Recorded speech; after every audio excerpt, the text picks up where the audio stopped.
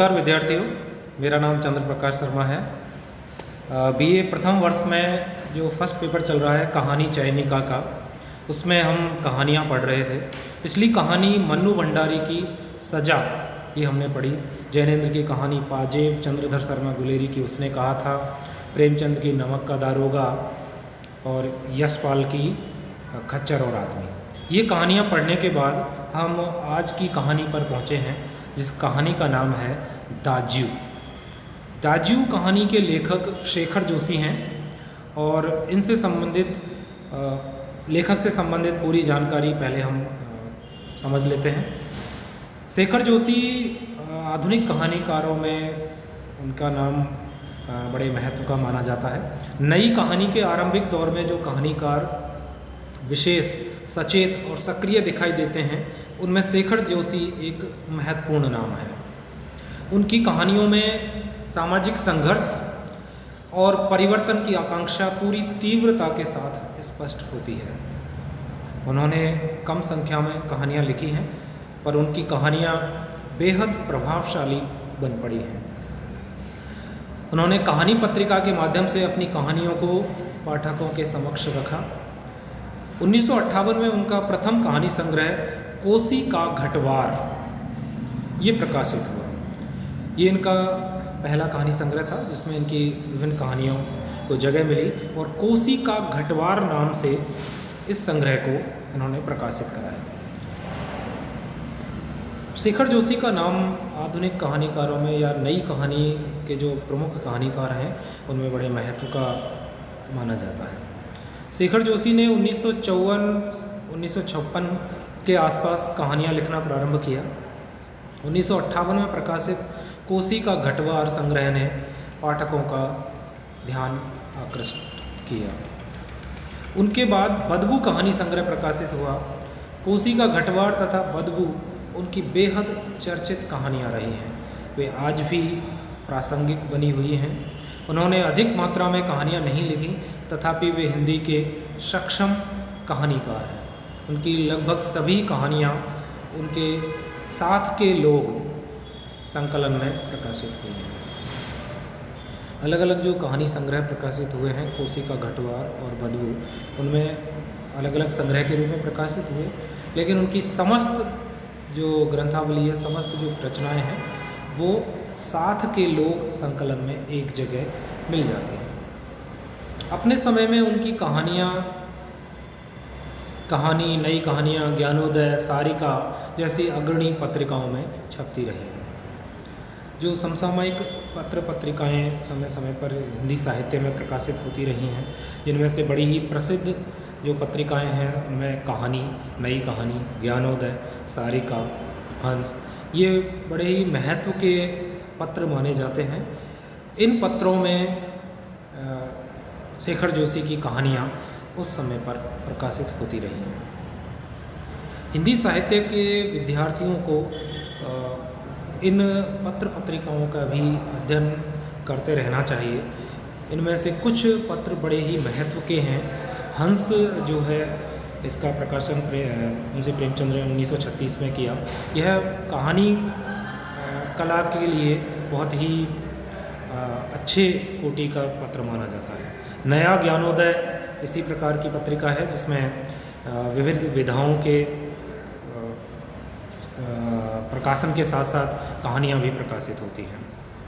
इसी तरह कथादेश, वागर्थ, मधुमती, नटरंग, इस प्रकार की कहानियाँ प्रकाशित होती रहती हैं। शेखर जोशी की चर्चा नई कहानी के उन कहानीकारों की तरह नहीं हुई जो योजनाबद्ध तरीके से अपने को प्रेक्षित कर रहे थे। अमरकांत और शेखर जोशी ऐसे कहानीकार हैं जो नई कहानी के प्रभावमंडल से बाहर रहे। नई कहानी लेखन का जो जगदीश चंद्र गुप्त के समय से काम चलने लगा, उस नई कहानी पर जो लेखकों ने कहानियाँ लिखना प्रारंभ किया, उनमें से शेखर जोशी और अमरकांत उस से बाहर के दायरे के रहे। उनकी आरंभिक कहानियाँ सहज और आसान किस्म की लगती हैं, किंतु शेखर जोशी की कहानियाँ लगभग साधारण नहीं है। दिखने में कथा शिल्प की दृष्टि से बड़ी ही वो सहज, सामाजिक और अपने आसपास के पात्रों की लगती हैं, लेकिन उनमें गूढ़तम भाव छिपे हुए होते हैं और मनोभावों का बड़ा ही सुंदर चित्रण हमें दिखाई देता है।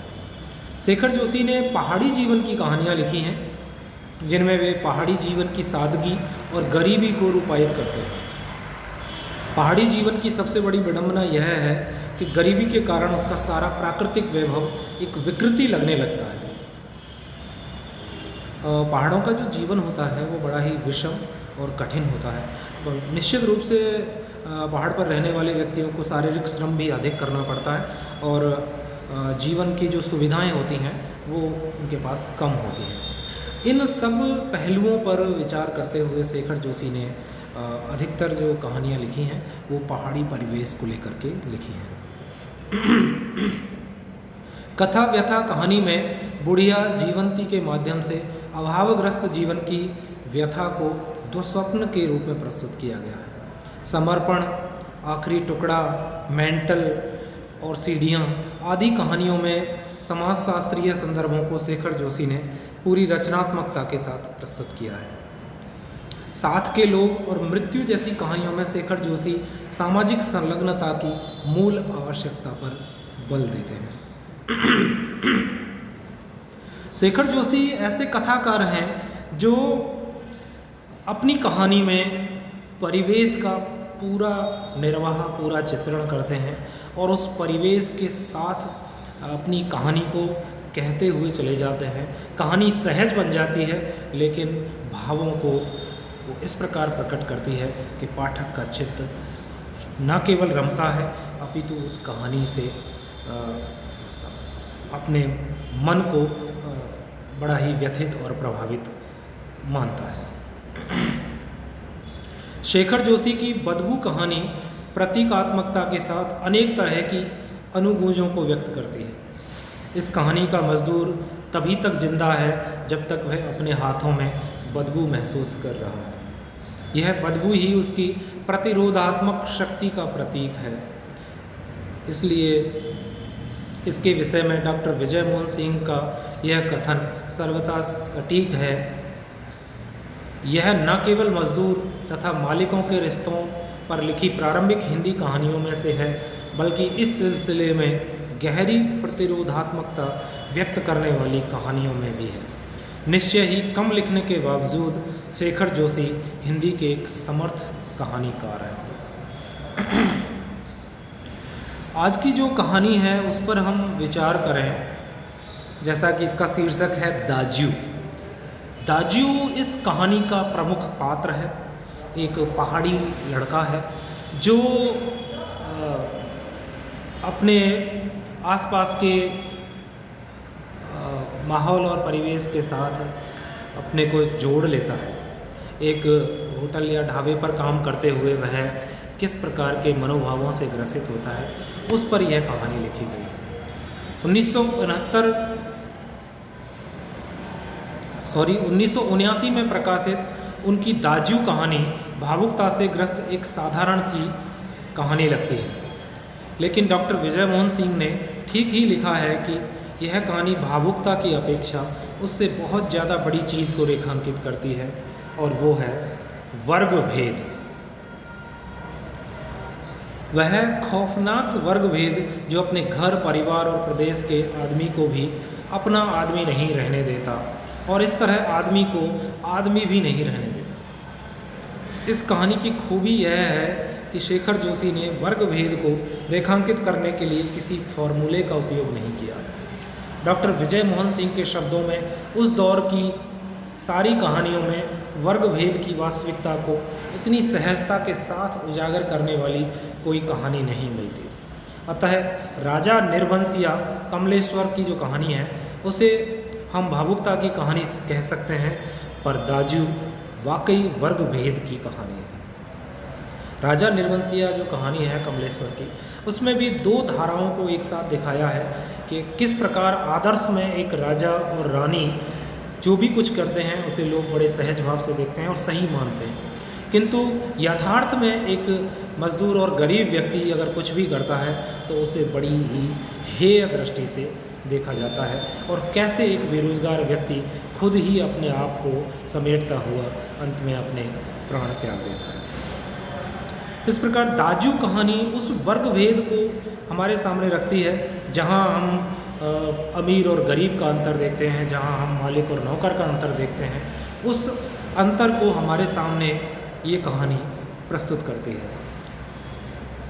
इस कहानी का प्रमुख पात्र दाजू नाम का एक लड़का है जो होटल में आए हुए एक व्यक्ति से भावात्मक रूप से जुड़ जाता है और उससे आत्मीय संबंध बनाता हुआ उन्हें अपने बड़े भाई की तरह भाई साहब कहने लगता है। लेकिन कुछ समय तक यह संबोधन उस व्यक्ति को अच्छा लगता है, पर जैसे जैसे वो देखता है कि ये एक नौकर ही है तो उसे यह भाई साहब का संबोधन भी अखरने लगता है और अंततः वह उस नौकर लड़के को डांट देता है। साधारण सी कहानी है, किंतु जो वर्ग भेद का जो मानसिक प्रभाव है उसे हमारे सामने रखने में बड़ी ही सफल कहानी है। इस कहानी का सभी विद्यार्थी एक बार कथानक का पूरे का अध्ययन करें और उसके पश्चात इससे संबंधित जो भी प्रश्न होंगे उन पर हम अगले अध्याय में, अगले व्याख्यान में चर्चा करेंगे। धन्यवाद।